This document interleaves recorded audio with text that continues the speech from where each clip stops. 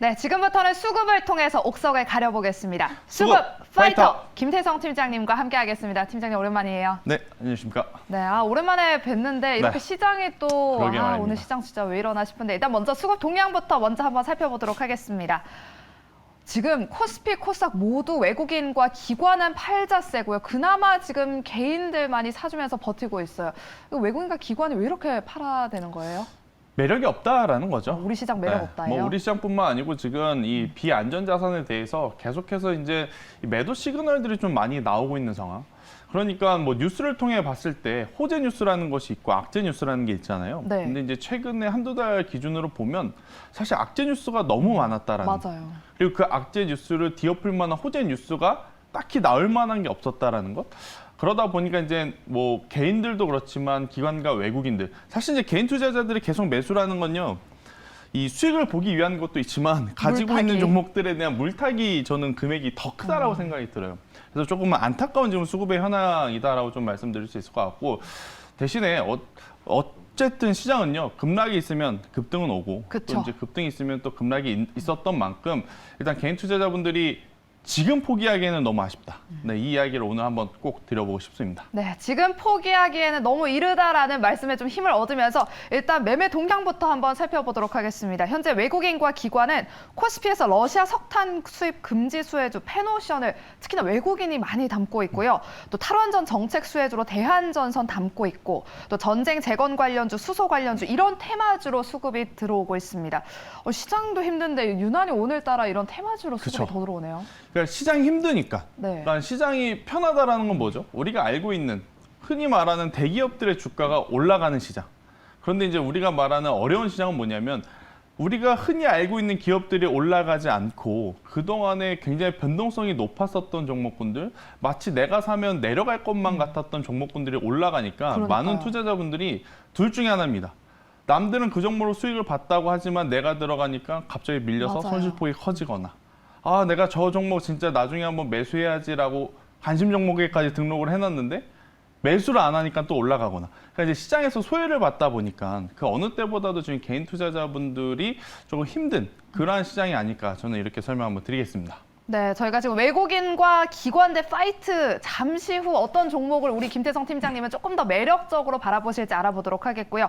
일단 코스닥 시장에서 지금 인베스트먼트 그리고 투자 들어간 뭐 그런 단어가 들어간 네. 종목들 기관들이 엄청나게 사들이고 있더라고요. 창투사들로 수급이 들어오고 있는데 이건 어떻게 풀이할 수 있을까요? 일단 저도 흐름을 놓고 봤는데 의외예요. 일단 그러니까요. 창투사들이 가장 많이 움직였었던 조건은 뭐냐면 가상화폐 시장이 좋을 때 좀 많이 움직였거든요. 근데 이제 아시다시피 어제 글로벌 시장이 급락하면서 가상화폐 시장도 굉장히 좋지 못했어요. 그럼에도 불구하고 지금 창투사 관련 혹은 다른 테마주들이 이제 굉장히 빠르게 움직이고 있는 것은 기관 투자자들도 외국인 투자자들도 지금 딱히 살 게 없어서 아닐까라는 생각이 들어요. 딱히 살 게 없으니까 그 돈이 막 이렇게 돌고 돌다가 그래, 이 업종은 그래도 실적이 잘 나오고 있고 또 이제 창투사라는 것 자체가 일자리 관련주랑도 엮여 있잖아요. 그러니까 앞으로 좋아질 가능성이 있으니까 그래, 이것도 한번 좀 담아보자. 그런 뉘앙스의 저는 매수이지 뭐 시장에서 엄청 강했다라고 표현하기에는 조금은 아쉬웠었던 저는 움직임이 아니었나, 이렇게 설명 한번 드리도록 하겠습니다.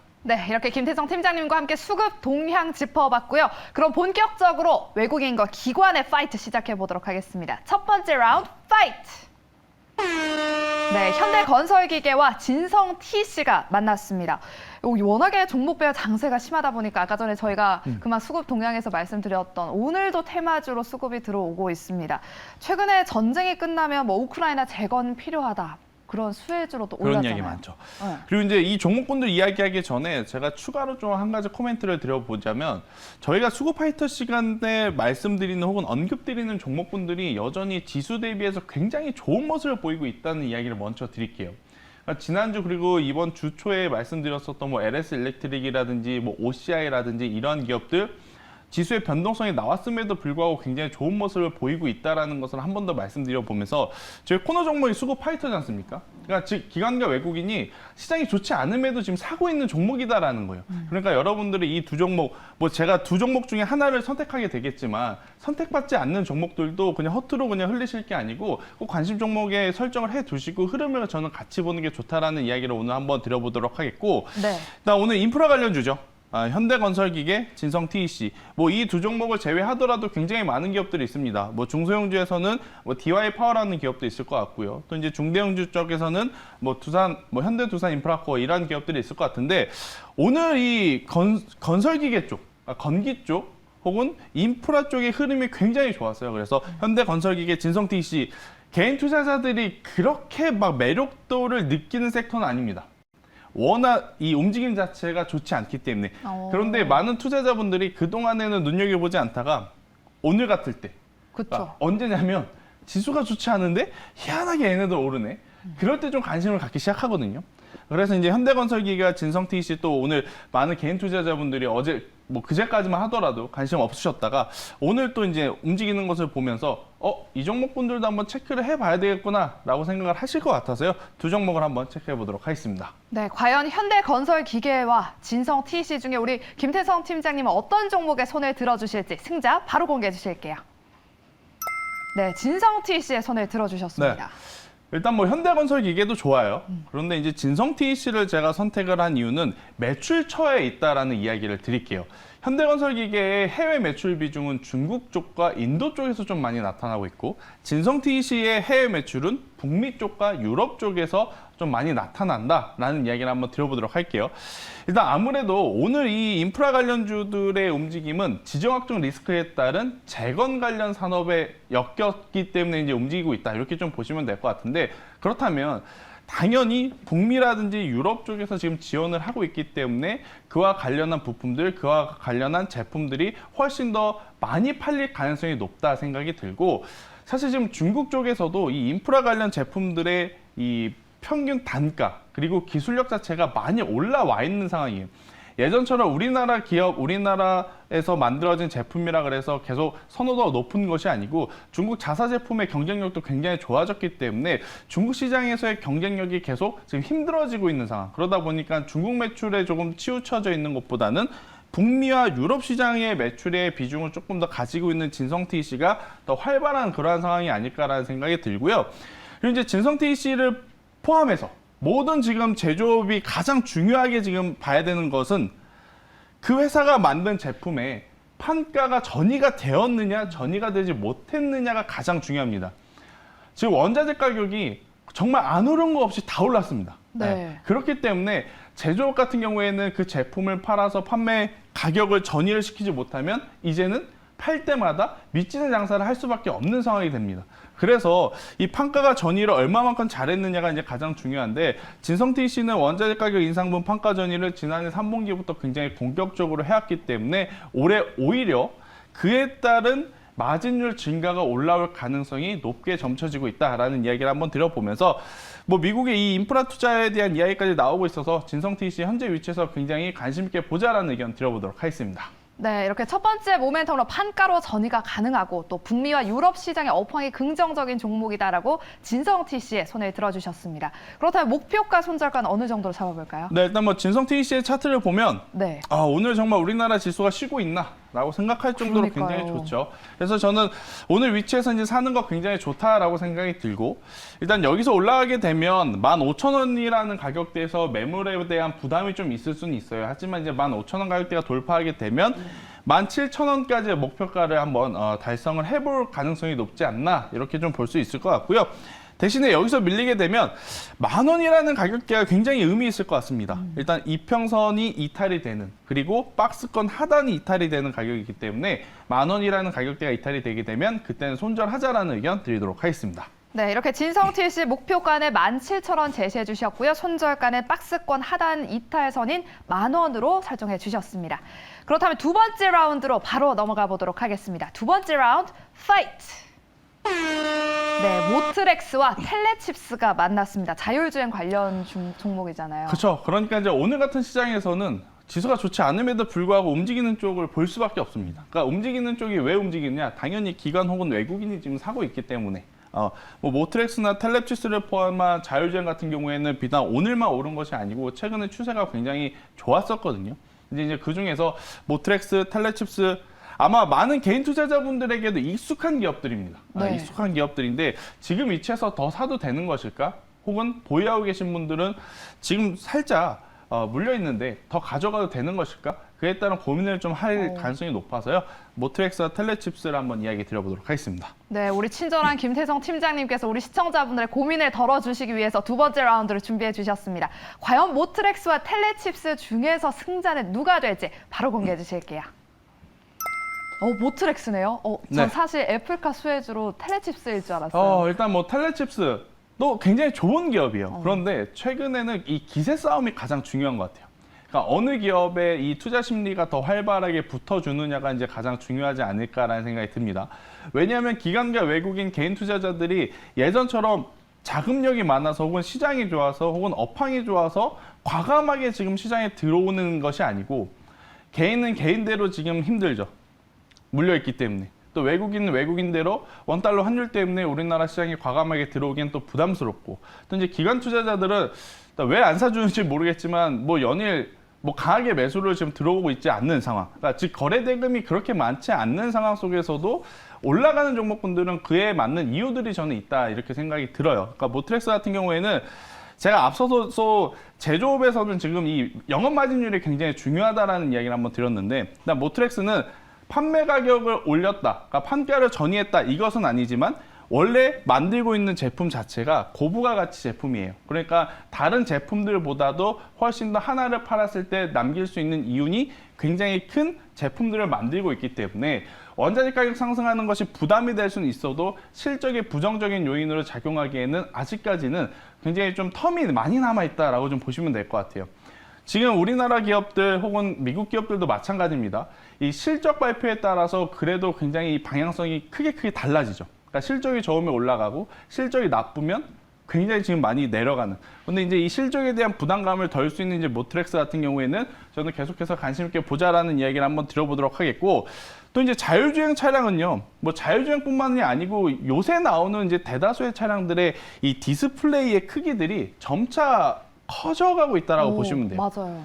그러니까 예전에는 마치 그냥 정말 이 최소한의 디스플레이만을 활용을 했다라고 한다면 이제는 다수의 그러니까 최대치로 맥시멈의 이 기능을 모두 이 디스플레이 화면 안에 지금 다 담아내는 그러한 지금 뉘앙스를 저는 받고 있기 때문에 아마 다른 소비자들도 마찬가지일 것 같아요. 자율주행뿐만 아니고 전기차 혹은 지금 나오는 차량 모두 내부 이 디스플레이가 계속해서 이제 이 발전을 하고 있기 때문에 그에 따른 수혜까지도 볼 수 있다. 좀 이렇게 보시면 될 것 같고, 난 또 다른 자율주행 관련주들보다 이제 모트렉스 같은 경우에는 이 자회사가 있죠. 콘크리트 펌프카 1위 업체를 가지고 있기 때문에 이게 이제 인프라 투자하고 굉장히 밀접해요. 그러니까 오늘 모트렉스가 자율주행 테마로 움직였다라기보다는 앞서 말씀드렸던 현대건설기계라든지 진성TC라든지 두산밥켓이라든지 이러한 기업들이 인프라 관련주로서 오른 것과 마찬가지로 모트렉스는 인프라 관련해서도 지금 엮여 있기 때문에 저는 충분히 좋은 결과를 기대해봐도 괜찮지 않을까 이 이야기를 한번 드려보도록 하겠습니다. 네, 그렇다면 모트렉스는 목표가 손절가 어느 정도로 잡아볼까요? 네, 일단 모트렉스 같은 경우에는 최근에 주가의 흐름이 좋아요. 네, 주가의 흐름이 좋기 때문에 두 번에 나눠서 진입을 하시는 게 저는 좋다라고 생각이 듭니다. 분할 매수할까요? 네. 그러니까 저는 일단 이 모트렉스는 오늘 1차 정도 매수를 하시는 게 가장 좋지 않을까라고 생각이 들고요. 2차는 33,000원 이하에서 사시는 게 저는 가격적으로 메리트는 있다라고 생각이 듭니다. 그래서 1차는 종가, 2차는 33,000원 이하로 매수를 하시는 게 좋지 않을까 이렇게 말씀드려보도록 하겠고, 만약에 이제 여기서 한 번 더 시장에 관심을 받아서 올라간다? 앞서 말씀드렸던 진성TC도 그렇고 모트렉스도 그렇고 일단 인프라 관련한 이 시장의 모멘텀이 받쳐주고 있기 때문에 저는 짧은 단기보다는 조금은 중장기적으로 보는 게 어떨까라는 의견 한번 드려보면서 55,000원까지 좀 높게 잡았습니다. 이제 55,000원까지 한번 가져가 보자라는 의견 한번 드려보도록 하겠고요. 대신에 이제 손절가는요. 좀 러프하게 잡았어요. 이제 손절가도 굉장히 러프하게 잡았는데 2만 원이라는 가격대가 이탈이 되게 되면 그때는 손절을 해도 되지만 그 전에는 저는 최대한 분할 매수를 통해서 평단과 비중을 관리를 한다면 저는 모트렉스도 좋은 결과치를 낼 수 있지 않을까라는 의견 한번 드려보도록 하겠습니다. 네, 이렇게 두 번째 라운드의 승자 모트렉스 매수가는 분할 매수하는 게 좋겠다라고 말씀해 주시면서 1차적으로는 오늘 종가에 한번 매수해보고 2차적으로는 33,000원 이하에서 한번 매수해보자라고 매수가 잡아주셨습니다. 그리고 목표가는 중장기적인 관점에서 조금 길게 55,000원 바라봐 주셨고요. 손절가는 2만 원으로 설정해 주셨습니다. 가격 전략까지 참고해 주시고요. 그렇다면 이제 마지막으로 우리 김태성 팀장님께서 준비해 오신 김태성의 픽 종목은 무엇일지 오늘 어떤 종목을 기준으로 또 삼아 오셨을까요? 보시면 될 것 같습니다. 일단 어떤 종목인지 그러면 바로 공개해 보도록 하겠습니다. 네, 상하프론텍 오늘 시장에서 핫한 수소네요. 그죠? 그러니까 이제 이 지수가 밀린다 하더라도 결국엔 올라가는 종목들이 있기 마련인데 일단 오늘장 기준으로 보면 수소 관련 기업들이 굉장히 또 좋은 퍼포먼스를 보이고 있다. 이렇게 좀 보시면 될 것 같습니다. 수소법이 이제 통과가 되는 이제 기대감이 계속해서 살아나고 있죠. 안 그래도 지금 전기차에 밀려서 수소도 작년 같은 경우에는 전기차 다음 타자 혹은 전기차와 수소차가 시속 게임 양상을 보이면서 굉장히 좋은 퍼포먼스를 보였지만 작년 한 3분기, 4분기였던 것 같아요. 그러니까 시장에 다른 테마가 뭐 생겨나고 다른 주도주가 생겨나고 그리고 나서 사실은 수소와 전기와의 싸움에서는 전기가 너무 압도적으로 치고 올라가는 대신에 이제 수소는 그동안에 굉장히 소외받은 상황. 하지만 이제 이번에 이 수소법 개정안을 통해서 수소차 관련 기업들도 다시 한번 좀 기지개를 필 수 있는 그러한 모멘텀들을 장착하고 있다라는 관점에서 본다면 저는 뭐 오늘 제가 가지고 온 원픽이 상하프론테크이겠지만 뭐 다른 기업들 수소차 관련 기업들 뭐 JNK터라는 기업들도 있고 뭐 일진솔루션 이러한 기업들도 충분히 관심 있게 보자라는 이야기를 한번 드려보도록 하겠고요. 그런데 그 중에서 왜 이제 상하프론테크를 갖고 왔느냐?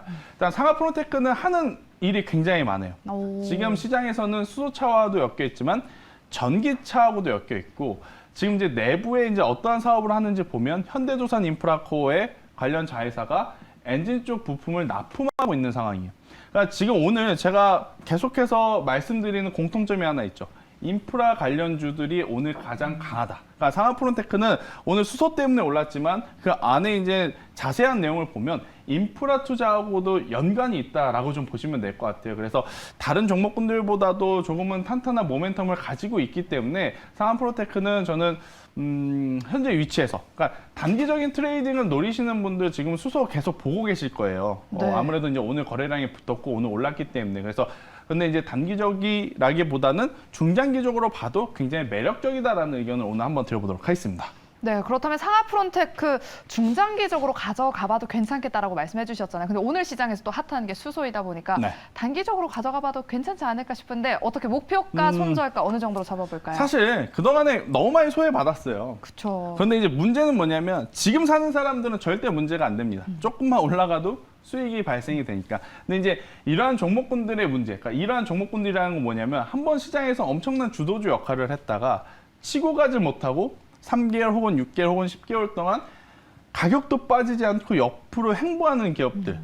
이게 개인 투자자들이 가장 힘들어하는 종목군들이거든요. 특히 기존에 이제 높은 가격에 물려 계신 분들. 그쵸, 네, 근데 맞아요. 이제 상하프론테 같은 경우에는 물려 계신 분들도 저는 전체 계좌에서 뭐 30% 이상만 넘지 않는 선에서는 추가 매수를 하시면서 이 계좌 관리를 하신다면 굉장히 그래도 좋은 결과치를 줄 수 있는 기업이 아닐까. 그런데 이제 단기적인 시세보다 그런 분들은 중장기적으로 봐야 되는 게 맞다 생각이 들고 이제 그동안에 이 상하프론테크가 포트에 없었다가 최근에 담으신 분들은 단기적으로 저는 매매를 하는 것도 굉장히 좋다. 그러니까 이제 그 시청하신 시청자분들의 그 현재 상황에 따라서 좀 다르게 대응을 해야 된다라는 의견을 해야 될 것 같습니다. 아무래도 네. 지금 시장은 변동성이 굉장히 크기 때문에 유기적으로 대응을 하는 게 가장 좋지 않을까라는 생각이 들고 저는 길게 본다면 5만 원이 일단 1차적인 매물대인데 5만 원에 돌파하면 저는 6만 원까지도 갈 수 있다라고 생각이 들어요. 근데 이제 대신에 일단 1차 목표가는 5만 원을 한번 제시 드려보도록 하겠고요. 만약에 밀리게 된다면 3만 5천 원이라는 손절가를 한번 제시 드리지만 저는 장기로 봐도 괜찮다라는 의견을 한번 더 드려보도록 하겠습니다. 네, 이렇게 오늘의 김태성 팀장님의 픽 종목은 상하프론테크였고요. 목표가는 1차 매물대인 5만 원. 이게 만약에 돌파가 된다면 조금 더 이상을 바라봐도 괜찮겠다라고 말씀해 주셨습니다. 그리고 손절가는 3만 5천 원으로 제시해 주셨으니까요. 가격 전략까지 참고해 주시기 바랍니다. 이렇게 우리 김태성 팀장님과 함께 수급을 통해서 종목들의 옥석을 가려봤습니다. 오늘 말씀 고맙습니다.